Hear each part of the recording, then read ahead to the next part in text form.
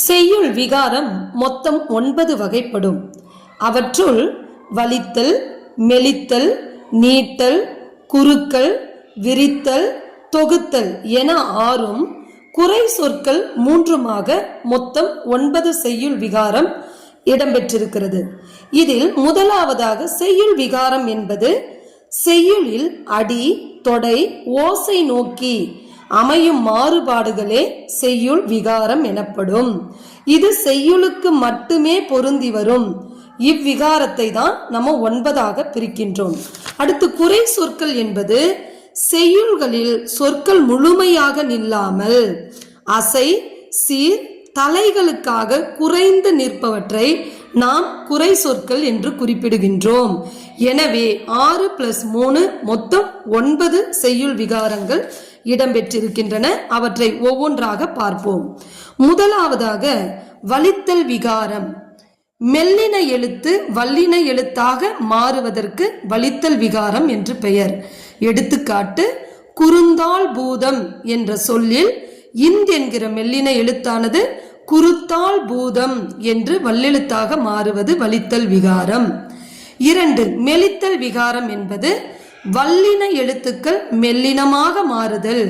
எடுத்துக்காட்டு, தட்டை இனக்கிளி என்பவற்றில் இருக்கக்கூடிய வல்லெழுத்து தண்டை இனக்கிளி என மெல்லெழுத்தாக மாறுவது மெலித்தல் விகாரம்.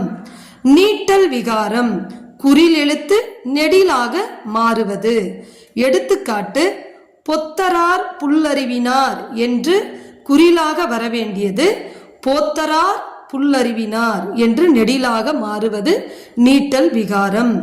குறுக்கல் விகாரம் நெட்டெழுத்து குறிலெழுத்தாக மாறுபடுவது குறுக்கல் விகாரம். எடுத்துக்காட்டு, நன்றறியேன் தியேன் என்பது நன்றறியேன் தியேன் என்று வருவது. அதாவது தீயேன் என்ற நெடில் தியேன் என்று குறுகி வருவது குறுக்கல் விகாரம். அடுத்து 5வது விரித்தல் விகாரம். இடையில் உள்ள எழுத்து விரிந்து நிற்றலுக்கு விரித்தல் விகாரம் என்று பெயர். எடுத்துக்காட்டு, விளையுமே, நெல் விளையுமே என்ற சொல்லில் விளையுமே என்று விரிந்து வருவது. இது விரித்தல் விகாரம். 6 தொகுத்தல் விகாரம். எழுத்து மறைந்து வருவதற்கு தொகுத்தல் விகாரம் என்று பெயர். எடுத்துக்காட்டு, சிறிய இலை என்று விரிந்து இருக்கக்கூடிய சொல் சிறி இலை என்று தொகுத்து குறுகி வருவதற்கு தொகுத்தல் விகாரம் என்று பெயர். இப்படியாக இந்த 6 சொற்களும் வலிந்து, மெலிந்து, நீட்டி, குறுக்கி, விரிந்து, தொகுத்து வரக்கூடிய இந்த மாறுபாடு